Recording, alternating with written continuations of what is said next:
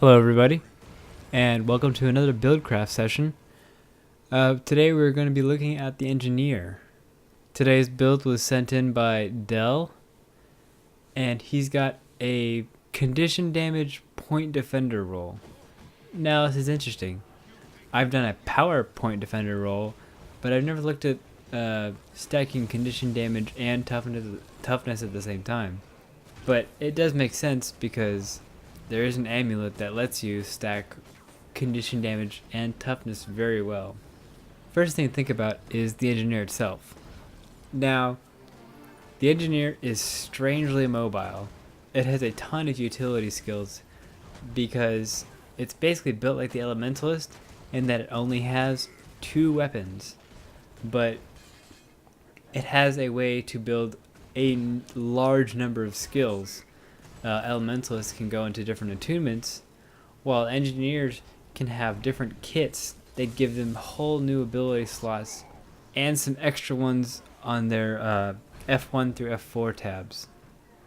And with the engineers, a lot of their kits involve a ton of utility like slows, knockbacks, cripples, knockdowns, tons of really good stuff that make them really annoying in battle if they know how to rotate it out correctly. And then of course their elite skill is also very helpful. The one everyone uses is Supply Crate because it's just amazing.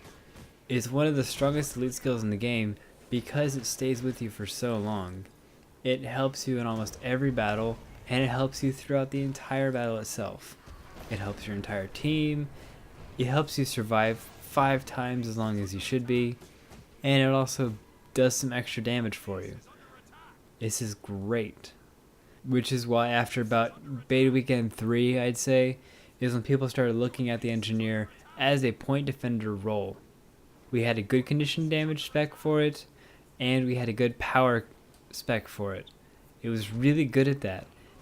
Engineers don't really have the greatest vitality or toughness base stats, so we really looked into building them offensively with high sustain because of the healing turret, med kits, and supply crate. But as we looked into making them point defenders, a lot of people went with the Berserker's Amulet, which made sense. Tons of power, tons of vitality, tons of toughness. It just works. That way you have your high sustain, your HP's not going anywhere, and you're doing decent damage from afar to easily kite your enemies around the node.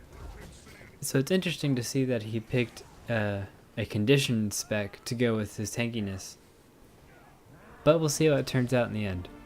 Now, he's going pistol shield, which makes sense for defender.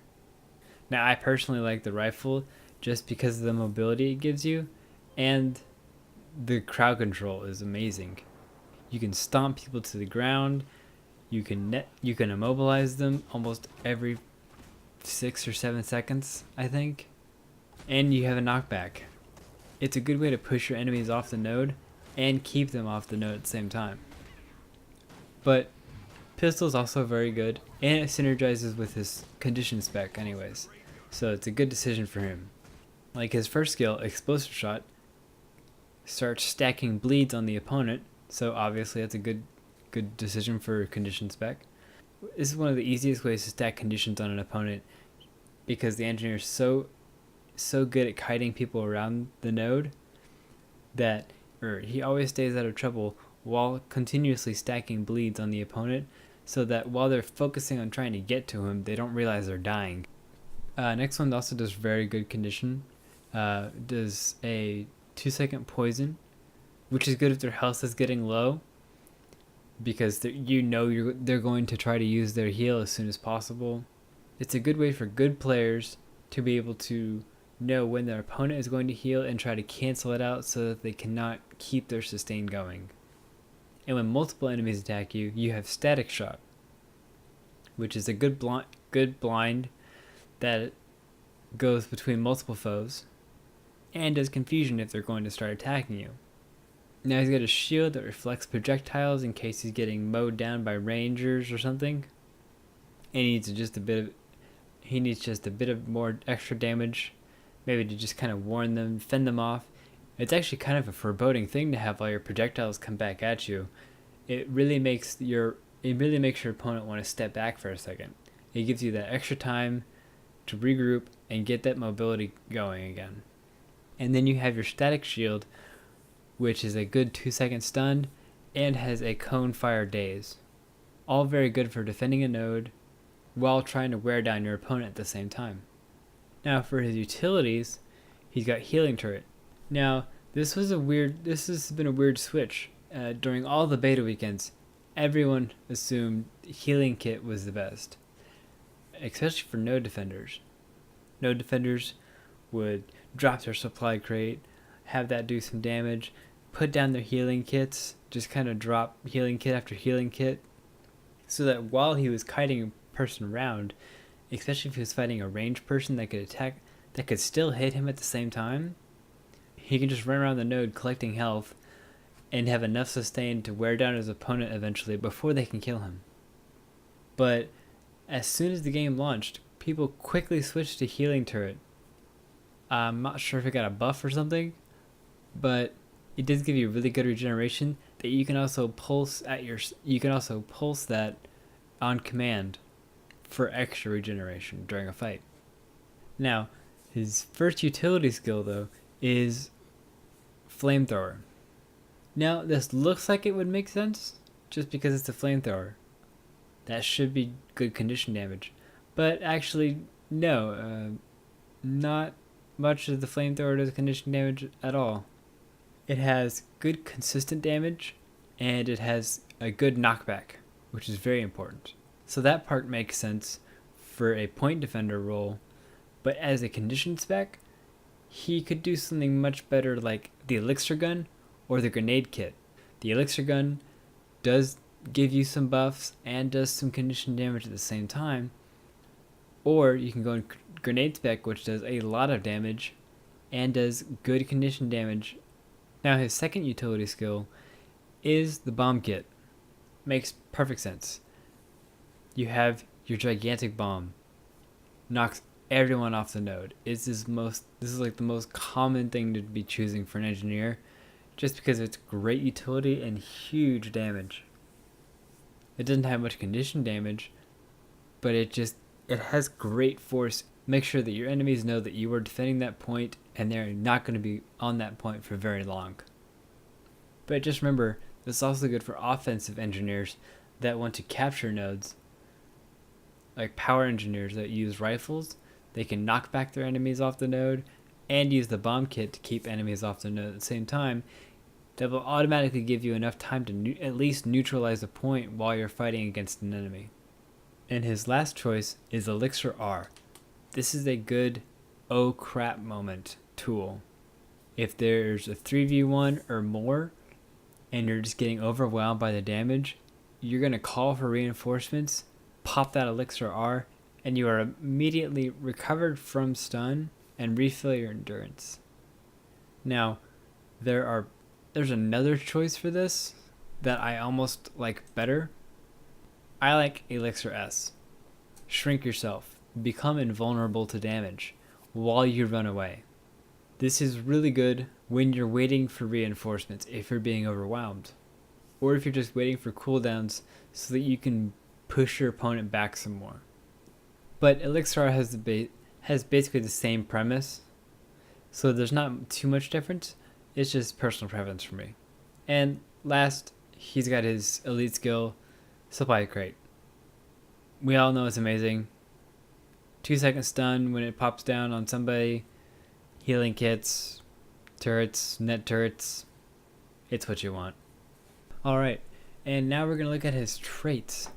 Now, he is going 30, 10, 20, 10, and 0. Now in the first row, he's got 30 points, and his first trait is Incendiary Power, which gives you a 33% chance to burn for 2 seconds on critical hits. Obviously, a great choice for a condition build. Since he did go precision in his amulet, he's got a great amount of crit chance. He's got 36% crit chance to get off those critical hits, to get that extra burning condition damage. So that's a great choice right there. His next one is Forceful Explosives. Bombs and mines have a larger explosion radius. Awesome. This would be even more awesome if he picked Grenade Kit instead of Flamethrower. I think that would really help. Just because that trait helps your damage so much, it would be awesome if he had it help 2 kits instead of 1. Now, on his third trait, he's got Short Fuse. Reduces the recharge for bombs and grenades by 20%. Again, it would be really helpful if it was helping 2 skills instead of 1, but it's definitely a really good choice for traits.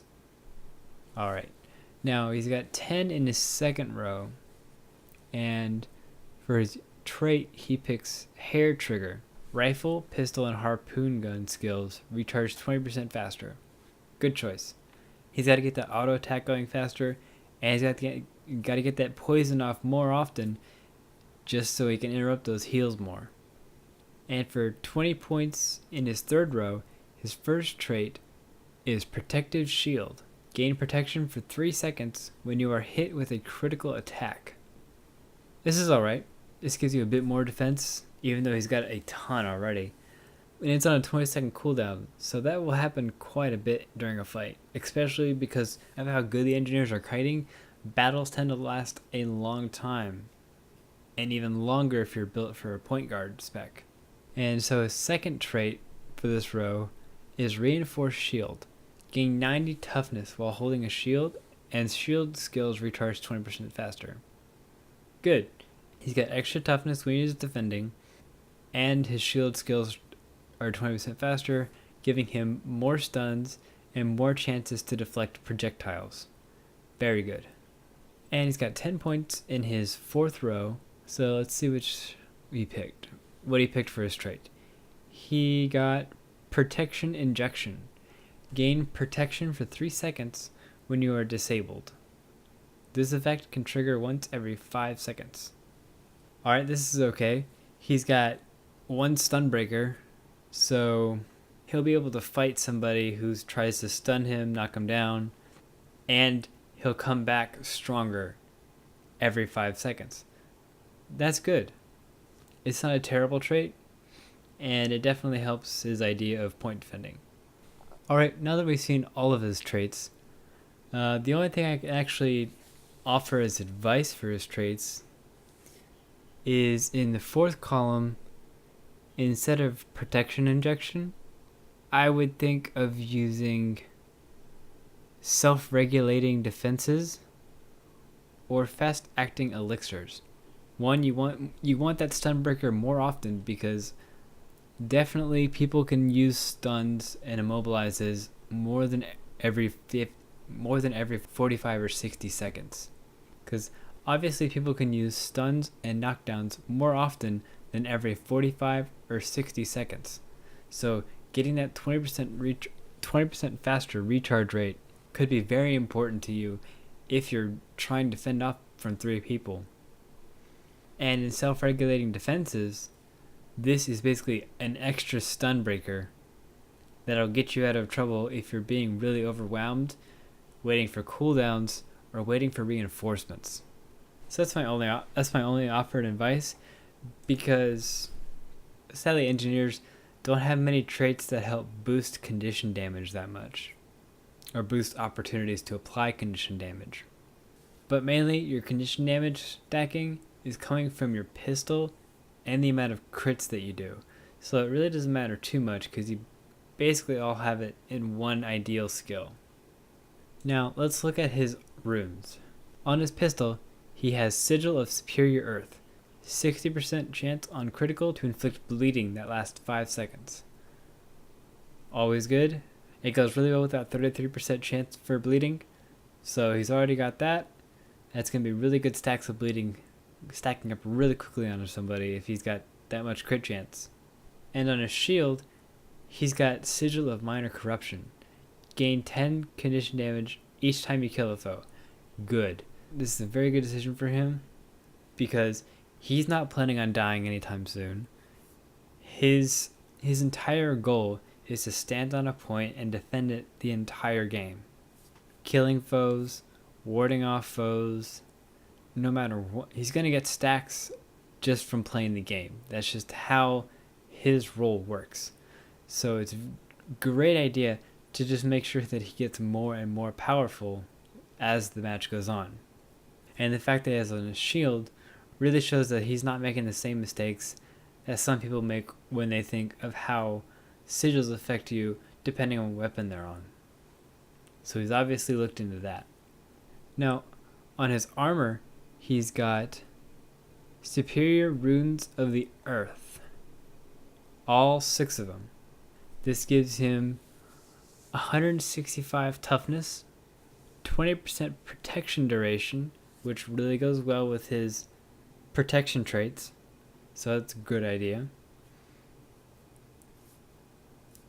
So that's a good idea for what he's trying to get accomplished. And then he's got a 5% chance to gain protection for 10 seconds when hit on a 30-second cooldown. Wow, he's gonna be really tanky when all these things proc. And then his 6th ability is gain magnetic aura for 5 seconds when you fall below 20% health.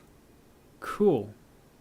That means if he's getting overwhelmed, which for someone who's so good at kiting, the only way he's going to get overwhelmed really easily is if he's being attacked by really good ranged abilities. So if he puts on magnetic aura, he's going to deflect that right back at them. And the more he's able to do that, the better he's able to actually fend off his opponents. So this is a really good idea for him. And for his accessories, he's got Rabbit Amulet and Soldier's Jewel. Not really sure why he's got Soldier's Jewel. I really would have rather him finish out the Carrion Jewel, because if he's going to spec into that much condition damage, you've got to finish it out. Adding a bit of power isn't going to help you at all, because you're not based on power in the first place. Anyone with a bit of toughness just isn't going to care. But if you have that condition damage, you're going to tear through everybody, and you're going to tear through them faster if you just finish out with that extra Carrion Jewel.